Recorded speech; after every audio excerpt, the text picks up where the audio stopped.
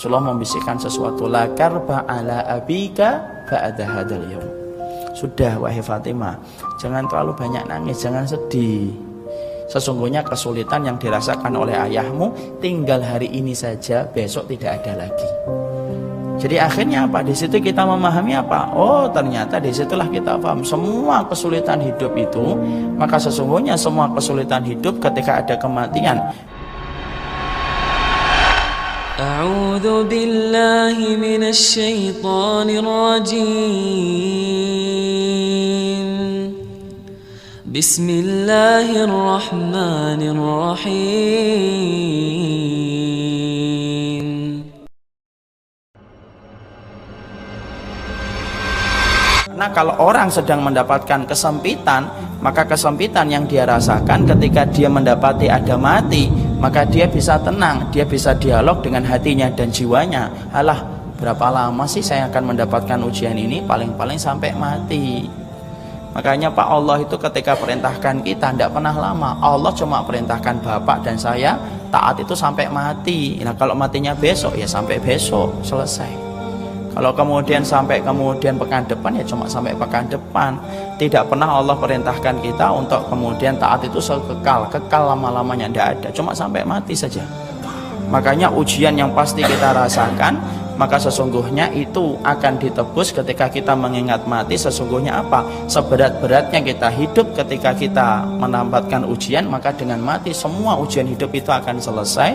Dan ketika kita ikhlas mengatur semua irama hidup kita untuk Allah, kita tinggal memetik buah manisnya ketika kita telah meninggal dunia. Itulah yang menjadikan akhirnya kita itu mengkuatkan diri ketika melewati ujian. Makanya perkataan Nabi kepada Ibunda Fatimah itu gimana? Perkataan Nabi kepada Ibunda Fatimah ketika Ibunda Fatimah itu nangis gitu ya, melihat Rasulullah ketika sudah semakin lemah di atas pangkuan Ibunda Aisyah, sampai lemasnya itu tangan Rasulullah saja tidak bisa menggerakkan tangannya sendiri. Itu Ibunda, itu Rasulullah.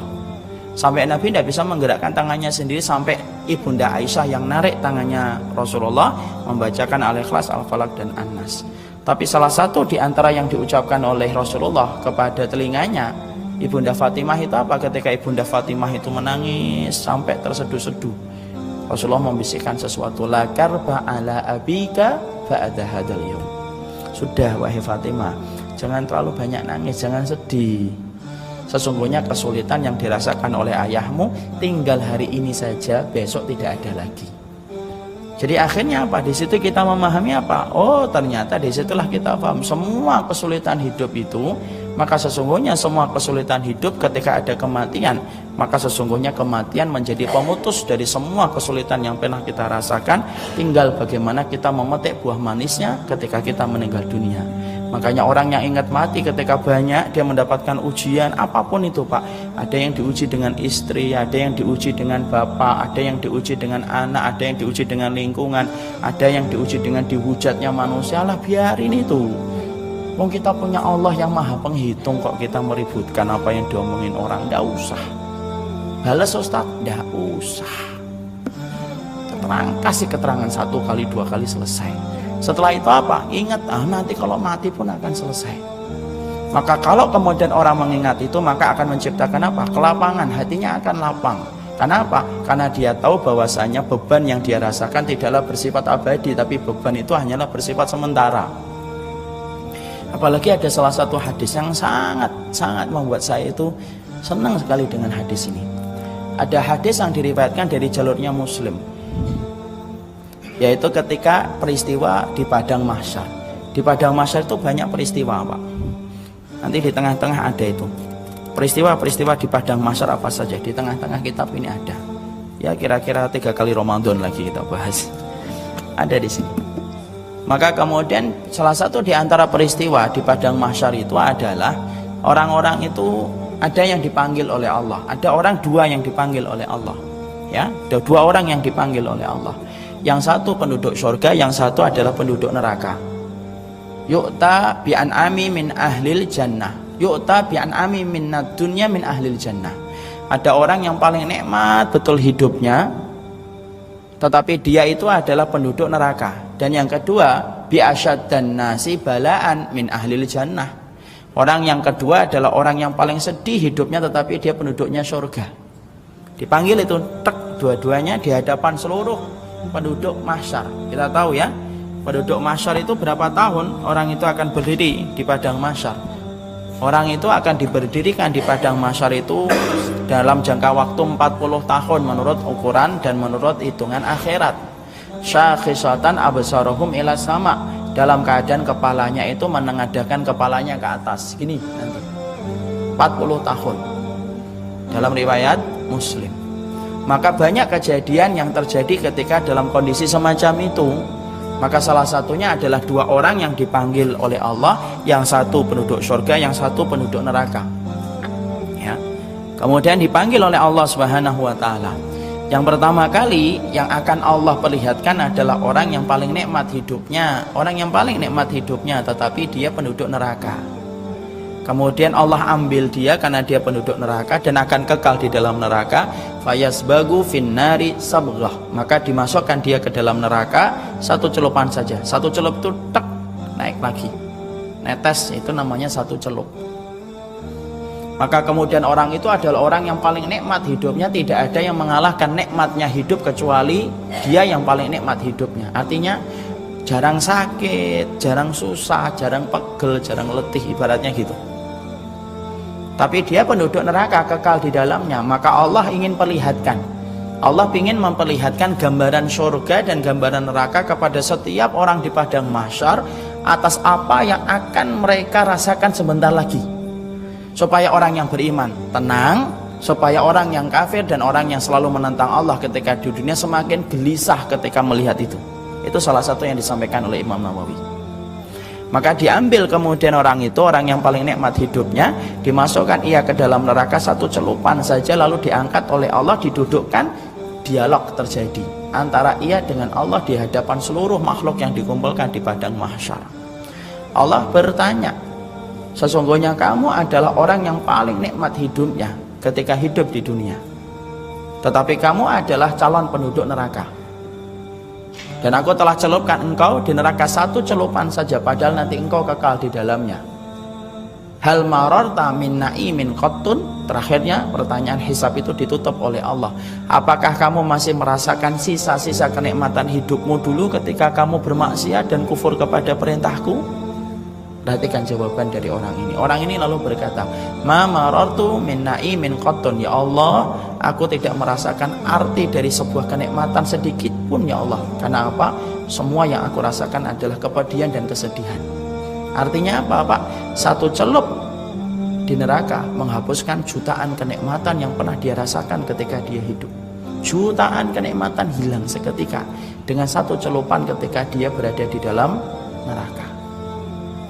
Yang kedua yaitu adalah orang yang kemudian orang yang hidupnya paling sengsara, tapi dia termasuk penduduk surga, tapi yu'ta bi asyaddan nasi balaan, orang yang paling keras ujian hidupnya ketika hidup di dunia. Lalu kemudian dia termasuk penduduk surga, lalu Allah celupkan ia ke dalam surga hanya satu celupan saja, persis dengan apa yang Allah lakukan kepada penduduk neraka tadi yang pertama. Lalu dihadapkan oleh Allah, lalu dihisap oleh Allah. Dan ingat loh Pak, hisap itu ada mukalamah. Hisap itu ada dialog antara manusia dengan Allah ketika dihisap. Tapi saya ingatkan, kan sudah saya ingatkan berkali-kali, siapapun yang didebat oleh Allah berarti neraka. Kalau sampai didebat, dan moga tidak didebat insyaallah. Maka kemudian ditanya oleh Allah, hal mararta min bu'sin qattun, kamu adalah orang yang paling sengsara hidupnya ketika di dunia, dan aku telah celup kamu di dalam surga satu celupan saja, padahal nanti kamu akan kekal di dalam surga itu.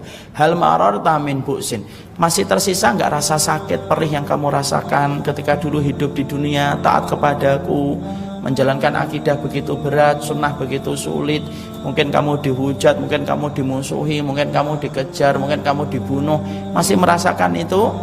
Orang itu mengatakan, ma marartu min bu'sin qattun, ya Allah, aku tidak lagi merasakan semua kepedihan itu, yang aku rasakan hanyalah semua kenikmatan yang tiada tara, sampai sendi-sendi uratku merasakan kenikmatan. Satu celupan di surga menghapuskan jutaan kepedihan yang pernah dia rasakan ketika dia menjadi hamba yang taat kepada Allah, dibayar kontan oleh Allah dan tidak ada yang kurang dari pembayaran Allah. Nah, disitulah kita memikirkan, Masya Allah. Jadi orang apabila kemudian dia mengingat mati akan menjadikan kalau dia dalam keadaan sempit, maka kesempitan yang akan dia rasakan akan menjadi kelapangan untuknya ketika dia mengingat mati. Makanya Masya Allah, makanya sampai-sampai Ibunda Maryam meminta mati. Salah satu hikmahnya itu apa?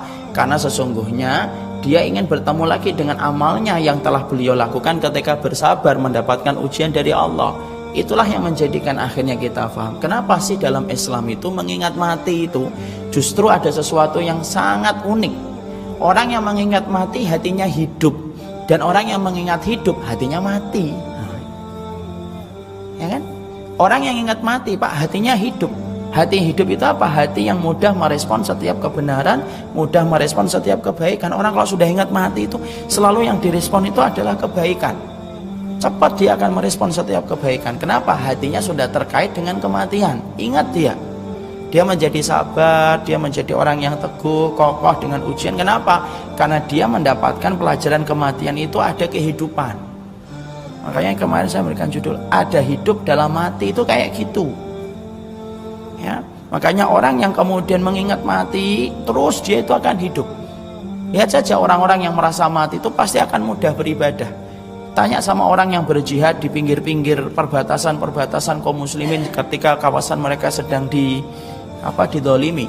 Orang, Pak, kalau sudah berhadapan dengan musuh-musuh Allah, kalau kita sering membaca bagaimana kisah-kisah mereka ketika berjuang, mereka itu apa? Betul-betul mereka itu merasa dekat dengan Allah ketika mereka dekat dengan kematian. Akhirnya apa? Gampang ibadah, khusyuk ibadahnya. Iya. Makanya Masya Allah, antara orang yang kalau sudah amnesia terhadap dunia itu beruntung banget. Makanya apa? Kalau sudah sampai lupa terhadap dunia, maka itu merupakan salah satu buah manis ketika mengingat mati. Ya, jadi orang yang kemudian mereka ketika mengingat mati, Allah akan berikan kebaikan itu. Kenapa? Karena mengingat mati ada kehidupan. Dan sebaliknya orang yang mengingat hidup justru ada banyak kematian. Coba kalau kita ngelihat hidup aja terus, malah justru ada kematian kan? Kenapa? Kematian hati kita sampai kemudian akhirnya sulit diseret pada ketaatan dan sulit diseret pada kebaikan. Kenapa? Hatinya telah mati ketika banyak ingat kehidupan. Makanya kemarin saya sampaikan sebuah quote untuk saya dan moga bermanfaat untuk semuanya. Orang yang selalu membayangkan indahnya surga, maka dunia akan tampak remeh. Tapi orang yang sering memikirkan tentang indahnya dunia, maka nilai surga itu akan remeh. Tergantung, kita lebih banyak mikir yang mana. Kalau orang sudah mikir surga, indahnya dan yang lainnya, maka kita akan memikirkan dunia itu remeh banget. Makanya lihat orang-orang yang sudah menetapkan surga itu menjadi obsesi terbesar hidupnya. Persoalan dunia itu tampak gampang aja, sudah gampang. Dan gampang-gampanglah dalam urusan dunia, Pak. Jadi kalau misalkan kita ada apa-apa, kita pilih ini urusan dunia atau enggak? Dunia, ya sudah, katakan sama masalah itu adalah dunia, remeh. Sudah, itu aja. Kenapa? Supaya mendidik hati kita supaya betul-betul menempatkan urusan akhirat menjadi obsesi terbesar dalam hidupnya kita. Kenapa? Selama kita pandangannya menggantungkan ke surga, maka dunia jadi tampak kecil. Tapi orang yang selalu ngikutin dunia, maka surga itu akhirnya menjadi remeh ketika dia sudah mengagungkan surga. Kenapa? Surga dan dunia kedudukannya di antara orang yang beriman. Makanya salah itu kalau ada orang yang mengatakan, kalau kemudian hidup itu seimbang antara dunia dengan surga. Salah. Enggak bisa seimbang lah, dunia dengan surga itu enggak bisa seimbang, Pak. Ya memang harus memilih akhirat lebih besar daripada surga. Makanya kalau ada orang berkata, udahlah hidup itu seimbang antara dunia dan surga, itu perkataan salah. Kalau kita mau membedah kalimat itu akan panjang sekali. Tapi yang jelas bahwasanya ketika dunia dan surga itu tidak pernah sama. Kenapa? Wal akhiratu khairu wa abqa. Karena Allah mengatakan dan khair dan akhirat itu khair, kebaikan, wa abqa, dan dia itu adalah abadi. Ya? Makanya di situ akhirnya kita paham, orang yang sedang mendapatkan banyak ujian, ingatlah mati. Karena apa? Sebentar lagi dia akan selesai dengan ujian itu, dan Allah hanya perintahkan dia sebentar untuk bersabar sampai dia meninggal dunia. Makanya mengingat mati bagi orang yang sedang diuji penting, supaya dia mampu menata sabarnya dan menata syukur, menata sabarnya dan menata istiqomahnya dengan sebentar, supaya dia tidak sampai tergelincir ketika sebelum meninggal.